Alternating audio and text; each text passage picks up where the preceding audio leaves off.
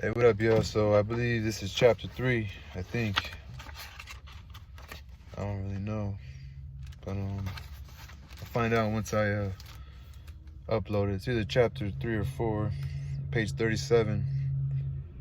Pilar Tenera's son was brought to his grandparents' house 2 weeks after he was born.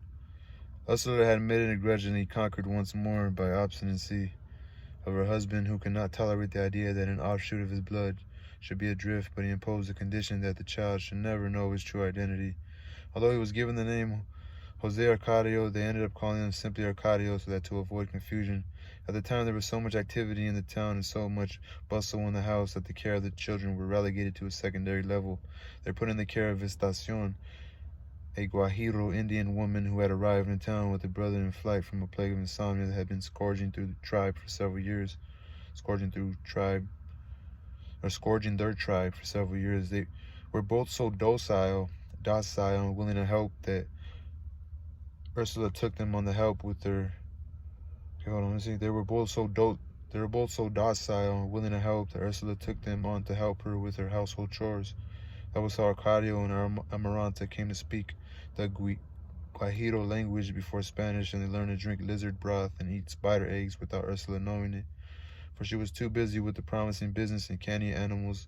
Macondo had changed. The people who had come with Ursula spread the news of the good quality of his soil and his privileged position with respect to the swamp, so that from the narrow village of pastimes it changed into an active town with stores and workshops and a permanent commercial route over which the first Arabs arrived with their baggy pants and rings in their ears, swapping glass beads for macaws. Jose Arcadio Buendia did not have a moment's rest, fascinated by an immediate reality that came up to be more fantastic than the vast universe of his imagination. He lost all interest in the alchemist's laboratory, put to rest the material that had become attenuated with months of manipulation, and were back to being the enterprising man of earlier days when he had decided upon the layout of the streets and the location of the new houses so that no one would enjoy privileges that everyone did not have. He acquired such authority among the new arrivals that foundations were not laid or walls built without his being consulted, and it was decided that he should be the one in charge of the distribution of land. When the acrobat gypsies returned with their vagabond carnival transformed now into a gigantic organization of games, of luck, of chance, they were received with great joy, for it was thought that Jose Arcadio would be coming back with them. Jose Arcadio did not return, nor did they come with the snake man who, according to what Ursula thought, was the only one who could tell them about their son. So the gypsies were not allowed to camp in town or set foot in it in the future, for they were considered the bearers of concupiscence and perversion.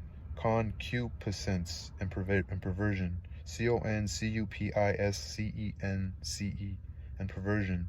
Jose Arcadio Buendia, however, was explicit in maintaining that the old tribe of Malquiadas, who had contributed so much to the growth of the village with his age-old wisdom and his fabulous inventions, would always find the gates open.